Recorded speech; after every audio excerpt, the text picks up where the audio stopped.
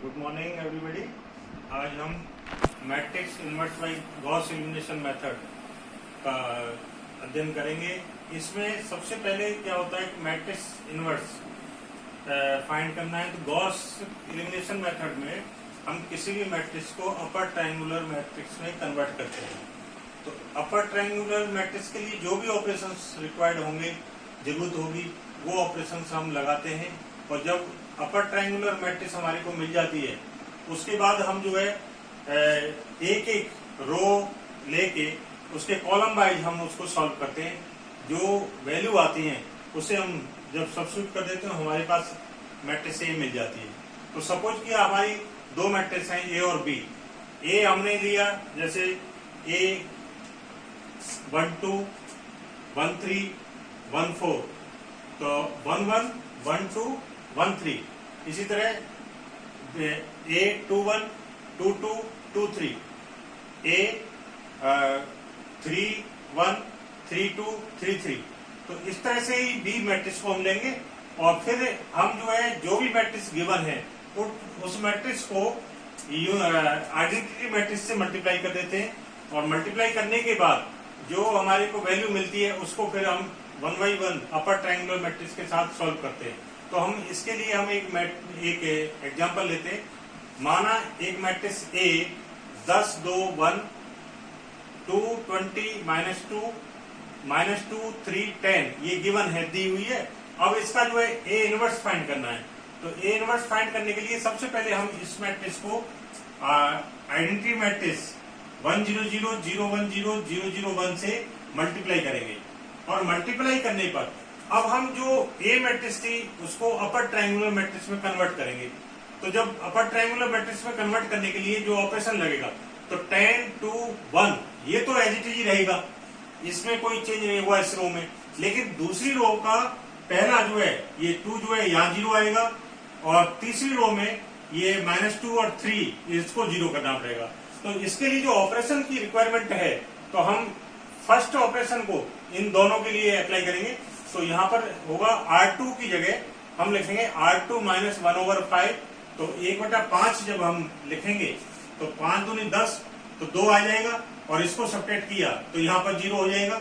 इसी प्रकार हम R3 में भी ये करेंगे, इसकी जगह -2 की जगह, तो माइनस ऑलरेडी है तो इसको ऐड कर देंगे, और इससे यही ऑपरेशन लग जाएगा, लेकिन एडिशन हो जाएगा और पहले वाले में सब्ट्रैक्शन हो जाएगा। तो इस ऑपरेशन को जब हम अप्लाई करते हैं, तो अप्लाई करने पर हमारे पास जो वैल्यू आती है वो आती है 10 2 1। और जब ऑपरेशन इसको अप्लाई करते हैं तो ये आता है 0 98 5 -11/5 और 0 17/5 और 51/5। तो ये कैसे आया? इस ऑपरेशन को हमने अप्लाई किया। तो सपोज किया जैसे R2 की जगह लिखना है, तो R2 की जगह हमने लिखा R2 - 1/5। तो R2 तो ये है 2 20 और -2, ये एलिमेंट दिए हुए। अब हम क्या करेंगे, पहली वाली R1 को मल्टीप्लाई करेंगे 1/5 से। तो 1/5 से किया तो ये R1 में क्या है 10 2 1, तो 1/5 किया, इसको किया, इसको भी 5 से किया, इसको भी 5 से किया, फिर इसको सब्ट्रैक्ट कर दिया इसमें से R2 में से। तो सब्ट्रैक्ट किया तो क्या हुआ 2 - 10/5। तो ये पहली 0 हो जाएगी, फर्स्ट 0 हो गई। ये 5 यहाँ पर लिया 5 और 10 - 10, तो ये हो गया 0/5, तो 0 आ गया यहाँ पर। इसी प्रकार दूसरे में दूसरा यहाँ पर 20 है, तो 20 माइनस इसमें इससे मल्टीप्लाई होगा, तो ये हो गया 2/5 2/5, तो ये हो गया 10 100 - 2/5, तो ये हो गया 98, तो इसलिए आ गया 98/5। इसी प्रकार से ये अगले वाला इस तरह से आएगा। तो ये सारे के सारे एलिमेंट इस प्रकार से हमने इसको फाइंड किया, कैलकुलेट करके निकाले। और निकालने के बाद सेम चीज इसमें भी अप्लाई होगी, जो यूनिट मैट्रिक्स थी इसमें भी ऐसे ही अप्लाई हुआ। तो ये जो वैल्यू आ गई 0 पे तो ऐसी रहेगी, 0 पे कुछ नहीं होगा, 2 0 है ऊपर वाले तो कुछ नहीं रहेगा, एज इट इज रहेगा, इसमें चेंज हो जाएगा। तो ये हो गया 1/5 माइनस करना है, तो इसमें से माइनस किया, 0 में से 0 - 1/5 और 0 + 1/5, तो ये वैल्यू आ गई। इसके बाद हम यहाँ पर फिर एक ऑपरेशन लगाना है क्योंकि अपर ट्रायंगुलर बनाना है। तो ये जो ये वैल्यू है, ये वैल्यू भी जीरो करनी पड़ेगी। तो जीरो करने के लिए हम R3 में से R2 को माइनस कर देंगे।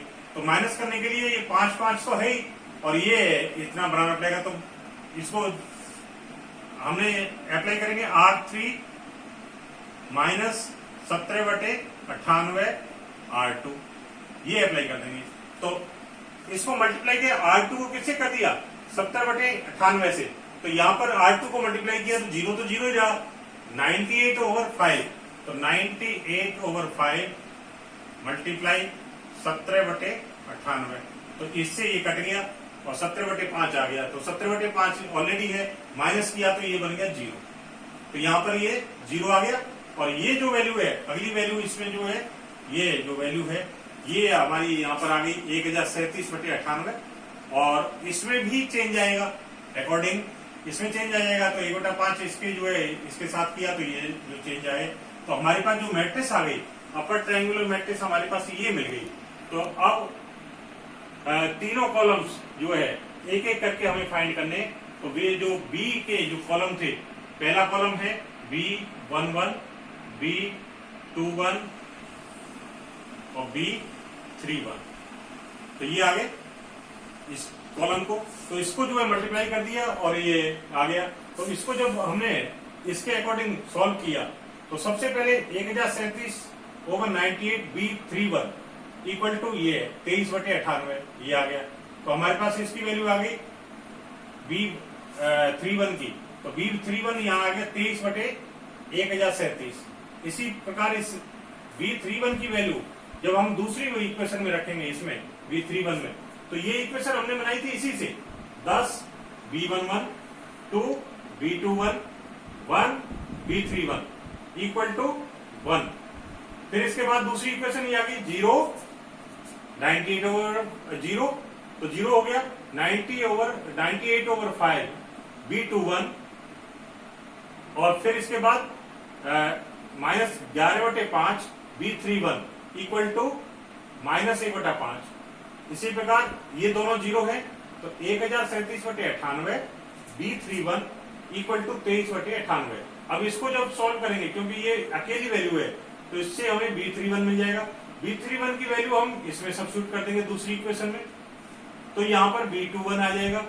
फिर B31 और B21 की वैल्यू यहाँ पर सब्स्टिट्यूट कर देंगे एक नंबर की इक्वेशन में, तो हमारे पास B11 आ जाएगा। तो हमारे पास जो वैल्यू मिली यहाँ पर B31 23/1037, B21 मिली हमारे 8/1037 और B11 मिला 103/1037। इसी प्रकार से जैसे ये सॉल्व किया है, इसी प्रकार से हम दूसरी कॉलम को लेंगे। तो दूसरा कॉलम हमारा होगा B12, B22, B32। इससे भी ऐसे ही सॉल्व किया। जब हम इससे सॉल्व करेंगे तो हमारे पास जो इक्वेशन आएगी ये आएगी 0 1 1, यूनिट मैट्रिक्स की हमारी इक्वेशन इसके अकॉर्डिंग है 0 1 -17/98। तो ये आ गई -17/98, और ये इक्वेशन ये होगी। अब इसको भी ऐसे ही इक्वेशन बना ली। यहाँ पर हमारे को B32 मिलेगा सबसे पहले, तो 1037/98 B32 -17/98। तो ये जब आएगी सबसे पहले B32 आया -17/1037, इसको सब्स्टिट्यूट कर दिया इक्वेशन नंबर 2 में, 2 में निकाला तो B22 आ गया हमारे पास 51/1037। इस दोनों वैल्यूज को जब हमने पहले वाली इक्वेशन में इसमें रखेंगे तो हमारे पास B12 आ जाएगा। ये हो गया -17/2074। अब इसी प्रकार से अब तीसरा कॉलम हमारे पास बचा। तीसरा कॉलम है B13, B23, B33। तो ये कॉलम बचा, और इसको भी हमने हमारे पास यहाँ यूनिट मैट्रिक्स का जो मिलेगा 0 0 1, तो ये 0 0 1 रख दिया यहाँ पर।